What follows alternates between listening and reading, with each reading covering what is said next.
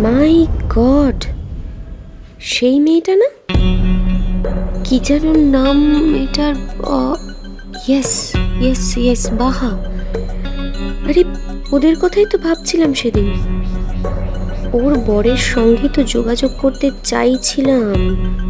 ওর বরই তো কমলিকার সেই এক্স হাজবেন্ড। বাহ, এই যে মেঘনা চাইতেই জল।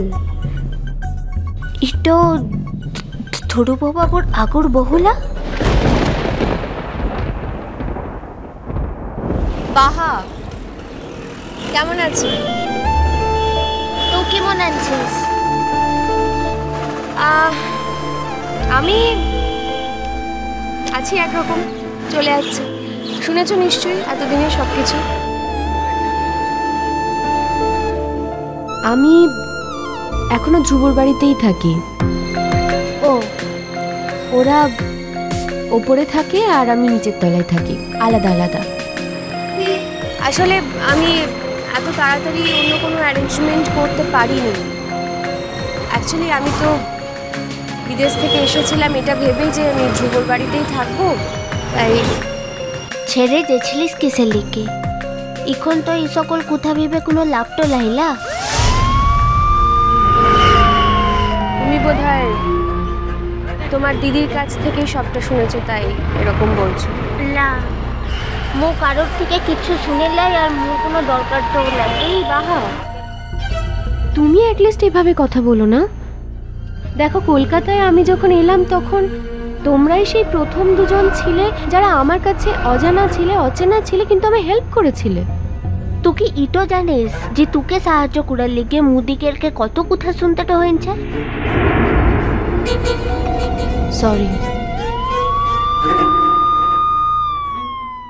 দেখো, যাই হয়েছে সবটাই ঘটনাচক্রে হয়েছে।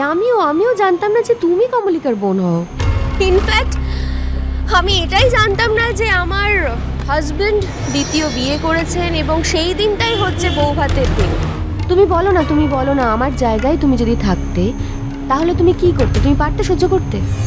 এখন এই সকল কথা থাক। হ্যাঁ, বাদ দিয়ে দেওয়াই ভালো, কেননা আমি তো আর থাকছি না, আমি তো চলেই যাচ্ছি। যাবে?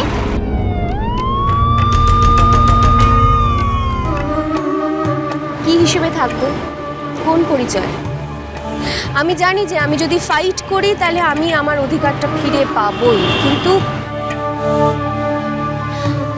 বাহা, আমাদের এখনো ডিভোর্স হয়নি, জানো কি? তুমি বলো না, স্বামী স্ত্রীর মধ্যে, সমস্ত স্বামী স্ত্রীর মধ্যে ঝামেলা হয়, ভুল বোঝাবুঝি হয়, একে অপরের থেকে দূরে চলে যায়, কিন্তু সঙ্গে সঙ্গে কি ডিভোর্স নেওয়ার পরিস্থিতি তৈরি হয়?